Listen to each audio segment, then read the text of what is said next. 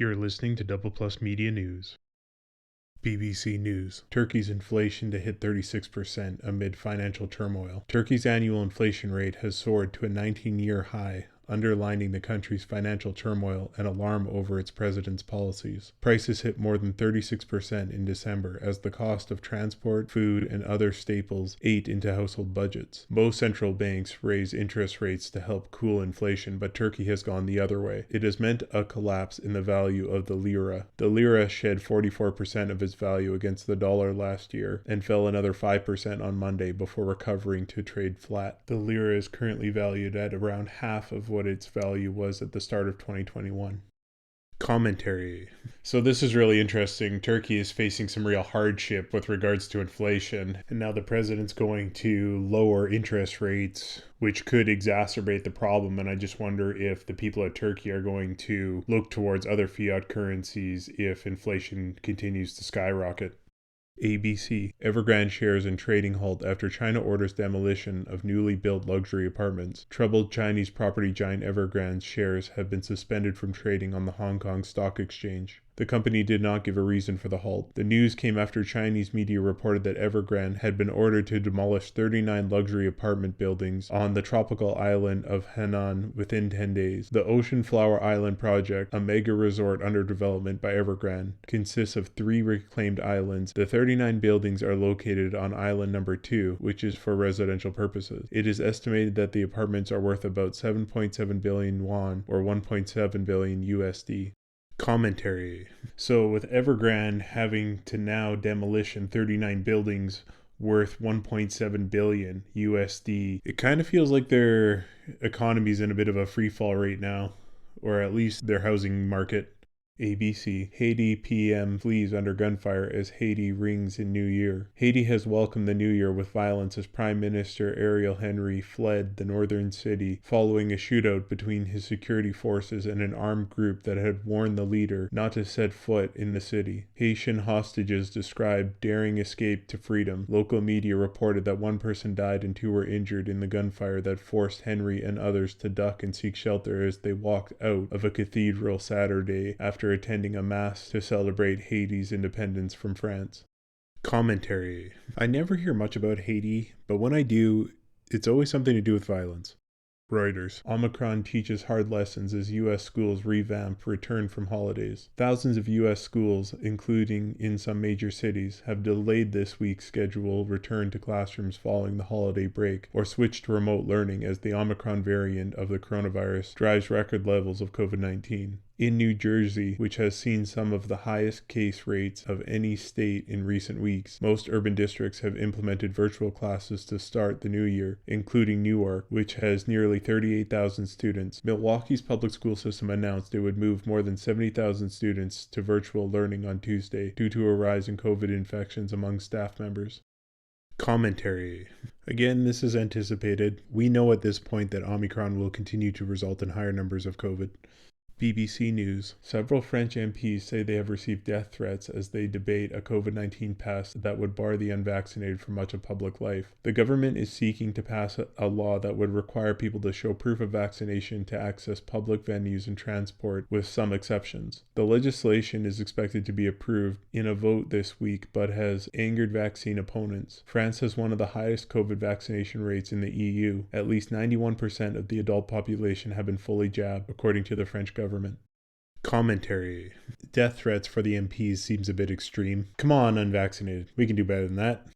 BBC News. Prince Andrew's accuser's 2009 deal with Jeffrey Epstein made public. Home and legal correspondent Virginia Jeffrey agreed not to sue anyone connected to Jeffrey Epstein, who could be described as a, quote, potential defendant. A 2009 damages settlement against the sex offender shows. The document, disclosed by a New York court, reveals the financier paid her $500,000 to end her claim. Miss Jeffrey is suing the Duke of York in a civil case for allegedly sexually assaulting her 20 years ago. when she was a teenager. He has consistently denied the claim. The document was released ahead of a critical hearing on Tuesday in a civil case involving Prince Andrew. Miss Jeffrey alleges she was trafficked to the prince by Epstein and Ghislaine Maxwell. Although the settlement does not mention the prince by name, his lawyers say this 2009 deal means she cannot sue him because she agreed to end all legal action against anyone connected to the offender who could be described as a, quote, potential defendant.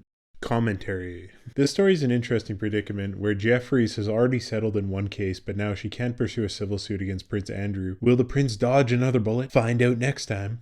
NBC. FDA expands Pfizer booster eligibility to kids ages 12 to 15. The Food and Drug Administration on Monday expanded eligibility for Pfizer and BioNTech booster shots for children ages 12 to 15 years old. The FDA also shortened the time between the second Pfizer dose and the booster shot to 5 months, down from 6 months. The agency also authorized a third vaccine dose as part of the primary series of shots for children aged 5 through 11 who have compromised immune systems. Commentary. Oh great, now the Pfizer booster can go to children, the least vulnerable in society. NBC. Clear backpacks required for some students after deadly Michigan school shooting. Some students in Michigan School District, where the deadly Oxford High School shooting took place, will be required to carry clear backpacks starting Monday. Quote, "We are doing clear backpacks for middle schools and high school students when they return," unquote, Oxford Community School Superintendent Tim Throne said in a video message to parents. The backpacks will be provided to students upon their return, according to the superintendent's statement. Elementary school students won't be required to use clear backpacks, but their backpacks must be kept in their lockers or cubbies all day. Commentary. Clear backpacks! Yay! Have these people seen what the inside of a backpack looks like? Good luck seeing a handgun in there. ABC. Puerto Rico's COVID-19 positive rate jumps from 2% to over 30% in just 2 weeks. Puerto Rico leads U.S. in vaccination rate. Just 2 weeks ago, Puerto Rico had a COVID-19 test positivity rate of 2%, the lowest it had ever been, according to the island's health department COVID-19 dashboard. As of Monday, that rate, an indicator of community spread, jumped to 33%, an explosive increase that tracks with the emergence of the highly contagious Omicron variant that has sparked concerns among the scientific community and health officials on the island. Quote, "This is not the time to get together," unquote, said Puerto Rico's Health Secretary Carlos Melando in a press conference ahead of New Year's Eve gatherings. Commentary. Again, another story of a jump in cases, which is expected at this point. Associated Press. How will pandemic end? Omicron clouds forecast for endgame. Pandemics do eventually end, even if Omicron is complicating the question of when this one will. It won't be like flipping a light switch. The world will have to learn to coexist with a virus that is not going away. The ultra-contagious Omicron mutant is pushing cases to all-time highs and causing chaos in an exhausted world struggle. Again, to stem the spread, vaccines offer strong protection from serious illness, even if they don't always prevent a mild infection. And those who survive it will have some fresh protection against other forms of the virus that are still circulating. It may be the next mutant to emerge too. The newest variant is a warning about what will continue to happen, quote, "unless we really get serious about the endgame," unquote, said Dr. Albert Coe, an infectious disease specialist with the Yale School of Public Health. Commentary. How will the pandemic end? Most likely we'll have another flu, and then we'll have to uncover all the damages the government's ongoing response to the pandemic has caused. I mean, sure, the initial 2 weeks, 2 years ago, anything goes because we didn't know what we were dealing with. But after that, I have always argued for more local responses, and to limit widespread prohibitions unless extremely necessary locally. Big city policy should not be applied to small rural areas. Hopefully we didn't walk into an economic depression. Just saying. Associated Press. Canada. Ontario shuts schools, indoor dining, and gyms. All schools in Canada's most populous province will be shut down and moved to online learning because of a record number of coronavirus infections fueled by the ultra-contagious Omicron variant, Ontario's Premier announced Monday. Premier Doug Ford also announced the closure of indoor dining. Gyms and cinemas will also close, and hospitals have also been told to pause all non-urgent surgeries. Ontario is seeing record new infections, and there are concerns about hospital capacity. Quote, "I know online learning is not ideal," unquote, Ford said. Quote, "The fact is Omicron spreads like wildfire," unquote. The reopening of schools has been delayed until at least January 17th. Commentary. Again, I want to see the research explained by these politicians with regards to shutting down schools. They have one answer, it seems, lockdown, and there's no nuance. Reuters. Analysis. Olympics fast-spreading Omicron to test Beijing Winter Games bubble. China's meticulous plans to prevent an Olympic-seeded COVID-19 outbreak by sealing all participants inside a, quote, closed loop for the upcoming Winter Games will be tested by the emergence of a highly infectious Omicron variant. The country has reported only a handful of Omicron cases and has largely succeeded in containing COVID-19 since it first emerged in the central city of Wuhan 2 years ago, thanks to a zero-tolerance policy that includes rigorous contact tracing, strict targeted lockdowns, and travel curbs that have drastically cut international arrivals. But more than 2,000 international athletes are set to come to China for the Games that start February 4th, plus 25,000 other, quote, stakeholders. Commentary. I'm boycotting the Olympics. Reuters. Israel's Jerusalem Post website hacked on Soleimani's assassination anniversary. Israel's Jerusalem Post newspaper said on Monday its website had been hacked in what it said was an apparent threat to the country. Instead of displaying the main news page, the website showed an illustration that appeared to recall top Iranian General Qasem Soleimani, who was assassinated in a U.S. drone strike in Iraq on January 3, 2020. The illustration showed a bullet-shaped object shooting out of a red ring worn on a finger, an apparent reference to a distinctive ring Soleimani used to wear. The Jerusalem Post, an English-language daily, tweeted that it was working to resolve the issue. Commentary.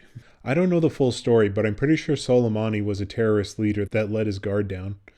Taiwan news. Taiwan University offers raises to encourage faculty to teach in native tongues. Instructors eligible for 50% hourly wage hike for conducting classes in indigenous languages: Taiwanese, Hakka, Taiwan Sign Language, or Matsu dialect. National Taiwan Normal University recently passed a national language development measure that encourages full-time faculty to teach courses in the country's native language by raising their pay. According to an NTNU press release on Monday, January 3rd, if they open new classes, they will be eligible for an additional 20,000 NT or 720 USD teaching material subsidy per class. Commentary.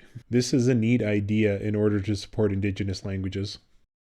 CNN. Biden tells Ukrainian President U.S. will respond decisively if Russia further invades. President Joe Biden told Ukrainian President on Sunday that the U.S. and its allies, quote, will respond decisively if Russia further invades Ukraine, according to a readout of a call between the two leaders provided by the White House. The two spoke just a few days after Biden urged Russia President Putin to ease an unremitting military crisis on Ukraine's border, and before Russia and the U.S. officials are set to meet in person in Geneva later this month. Zelensky said in a tweet Sunday evening that the call with Biden underscored, quote, the special nature of our relations, unquote. He added, quote, joint actions of Ukraine, United States, and partners in keeping peace in Europe, preventing further escalation reforms, de-oligarchization, were discussed. Commentary. Hasn't Russia been almost invading for like 5 years? It's interesting that China is also, quote, pushing their borders. I wonder if this is a chest-puffing thing in tyrannical nations. We better watch out for North Korea news about pushing the boundaries to South Korea. Croatia week. Croatia taking plastic bags 15 to 50 microns thick out of circulation from the 1st of January. Plastic carrier bags that are between 15 and 50 microns thick will no longer be in use in Croatia as of the 1st of January 2022, and other types of plastic bags will be phased out in the coming period, Sustainable Development Minister Tomislav said in Rijeka on Tuesday. Responding to questions from the press, Tomislav said that the application of the section of the Waste Management Act concerning the use of plastic bags had been delayed to give producers and distributors time to adjust. Quote, bags that are between 15 and 50 microns thick are going out of circulation in compliance with a 2015 directive which aimed to reduce the use of plastic bags, he said. He stressed that the focus was on promoting multi-use linen and paper bags. Commentary. I'm in favor of reducing plastic bags. They are always the ones that seem to end up in the ocean and make for the worst photos. Reuters. Iran vows revenge for Soleimani killing if Trump is not put on trial. A banner of Qasem Soleimani is seen during a ceremony to mark the second anniversary of the killing of senior Iranian military commander. Iranian President Abraham Raisi, speaking on the second anniversary of the assassination of General Qasem Soleimani by the United States, said that former U.S. President Donald Trump must face trial for the killing, or Tehran would take revenge, and groups allied with it in Iraq and other countries have been holding events to honor Soleimani Soleimani, the commander of the Quds Force, the overseas arm of the elite Revolutionary Guards. He was killed in Iraq in a drone strike on the 3rd of January 2020, ordered by then-President Trump. Quote, if Trump and former Secretary of State Mike Pompeo are not tried in a fair court for the criminal act of assassinating General Soleimani, Muslims will take our martyrs' revenge, said Raisi. Commentary. This is a really interesting story because it sounds like something the Democrats in the US would go for to punish Donald Trump, but I'm guessing they don't want to dig the hole further for obeying what terrorists want.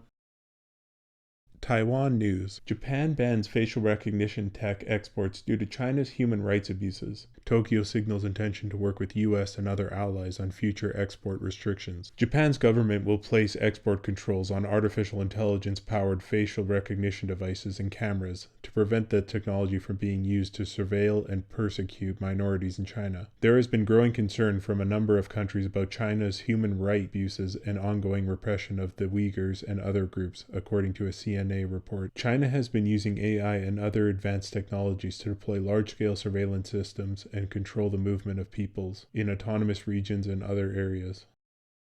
Commentary. This is a nice sign that Japan wants us to move away from facial recognition technology. Take that, Skynet. This is a Terminator reference for those that don't know. SMH.com. Quote, no one can win a nuclear war, unquote. Superpowers release rare joint statement. China, Russia, and the UK, the United States, and France have agreed that a further spread of nuclear arms and a nuclear war should be avoided, according to a joint statement released on Tuesday morning. The 5 countries, the permanent members of the United Nations Security Council, said they consider it their primary responsibility to avoid war between the nuclear states and to reduce strategic risks, while aiming to work to create an atmosphere of security. Quote, we declare there could be no winners in a nuclear war. It should never be started, unquote. The Russian language version of the statement read. An English language version was released by the White House. Quote, we affirm that a nuclear war cannot be won and must never be fought, unquote. The statement reads. Commentary. This is definitely a fluff piece. There are no winners in a nuclear war. No shit.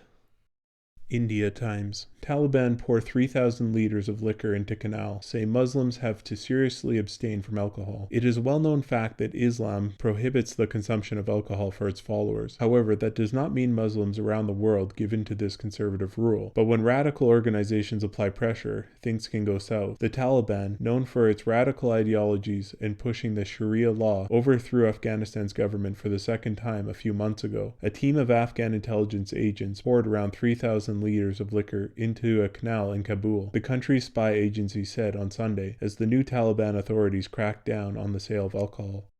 Commentary. Take a shot, my Muslim brothers.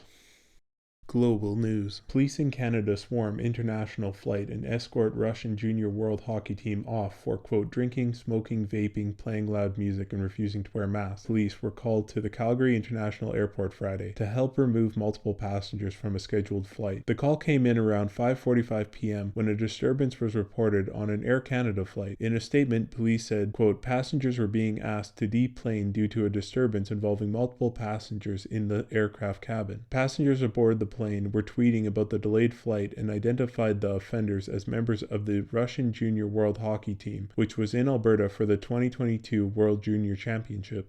Commentary. Haha, when Russia meets Canada, eh? CNN. India is investigating a fake website that offered Muslim women for sale. In New Delhi, the Indian government says it is investigating a website that purported to offer Muslim women for sale. The second time in less than a year that a fake online auction of this kind has sparked outrage in the country. The website was created on GitHub, an American coding platform which developers use to build and host software. It was called Bully Bhai, a phrase that combines vulgar slang for the word, quote, penis in southern India with a word common in northern India meaning maid, according to Mohammed Zubair, co-founder of Indian fact-checking website. He told CNN Business that the site posted photos of 100 Muslim women and that he had taken screenshots of all of them before they were deleted. Commentary. This story, let me just keep the screenshot evidence in my taxes 1998 folder. Reuters. Niger police seized more than 200 kilograms of cocaine from mayor's truck. Police in northern Niger have seized more than 200 kilograms of cocaine worth around 8.7 million that was being transported in the local mayor's official truck, two police sources said on Monday. The mayor and his driver, who were in the vehicle at the time, were arrested with 199 bricks of cocaine at a checkpoint on the road heading north out of the desert trading hub of Agadez on Sunday. A statement from Niger's Central Office for the Repression of Illicit Drug Trafficking confirmed that there had been a record seizure of more than 200 kilograms of cocaine in Agadez, but did not give details. Commentary. 199 bricks, but 200 kilograms seized. I think a 1 kilogram package went missing, fellas. Sky News. Judge says Prince Andrew cannot block lawsuit from accuser Virginia Jeffrey on grounds she no longer lives in U.S. The written order comes 3 days before the release of details of a 2009 settlement agreement between Jeffrey Epstein and Virginia Jeffrey, an agreement lawyers for the Duke of York say protects him from claims such as those brought by Miss Jeffrey. UK Prince Andrew's bid to block the continuation of a lawsuit by a woman who says he sexually assaulted her when she was 17, on the grounds that she no longer lives in the U.S., has been rejected by a judge. Federal Judge Lewis A. Kaplan told the Duke of York's lawyers in a written order that they must hand over documents on the schedule that has been set in the suit brought by Virginia Jeffrey. Miss Jeffrey alleges she was abused by Prince multiple times in 2001 while she was being sexually assaulted by financier Jeffrey Epstein. Commentary. Again, another angle where Prince Andrew tries to block the civil suit. We know that this was tossed, but I wonder about the conflicting settlement requirements that Virginia Jeffrey has. NBC. Twitter suspended a personal account of Representative Marjorie Taylor Greene, Republican, for repeated violations of its COVID misinformation policy, the company said Sunday. Quote, "We permanently suspended the account you referenced for repeated violations of our COVID-19 misinformation policy," Twitter said in a statement. Quote, "We've been clear that, per our strike system for this policy, we will permanently suspend accounts for repeated violations of the policy," unquote. Greene appears to still have access to her professional account. Commentary. We know that if Twitter suspends an account, we need to read everything on that account, just like looking at bits of text before it gets memory hold in 1984. Reuters. AT&T Verizon CEO reject U.S. request for 5G deployment delay. The chief executives at AT&T and Verizon Communications rejected a request to delay the planned January 5th introduction of new 5G wireless services over aviation safety concerns, but offered to temporarily adopt new safeguards. U.S. Transportation Secretary Pete Buttigieg and Federal Aviation Administration Chief Steve Dickson had asked AT&T CEO John Stankey and Verizon CEO Hans Vestberg late Friday for a commercial deployment delay of no more than 2 weeks. The wireless company, in a joint letter on Sunday, said it would not deploy 5G around airports for 6 months, but rejected any broader limitation on using C-band spectrum. They said the Transportation Department proposal would be, quote, "an irresponsible abdication of the operating control requirement to deploy world-class and globally competitive communication network," unquote. Commentary. In other news, communication companies unwilling to restrict access to more money. Shocking. Associated Press. Capitol rioters' tears. Remorse don't spare them from jail. Florida business owner Robert Palmer cheered on the violence at the U.S. Capitol on January 6 before he joined the fray. Screaming obscenities, he hurled a wooden plank and a fire extinguisher at police officers trying to ward off the mob. Nearly a year later, Palmer fought back tears when he faced the federal judge who sentenced him to more than 5 years in prison. He said he was, quote, "horrified, absolutely devastated," unquote, by what he had done. Quote, "I'm just so ashamed that I was part of that," unquote. Commentary. This is actually sad to me because I honestly think this mob had been somewhat misinformed as far as we know and went forward to protect their country. And because the Democrats need to punish someone for their own negligence, you know it's going to be a Republican, and they're going to lay on the max penalty that they can. Hang in there, my dude. Write a book and come back swinging.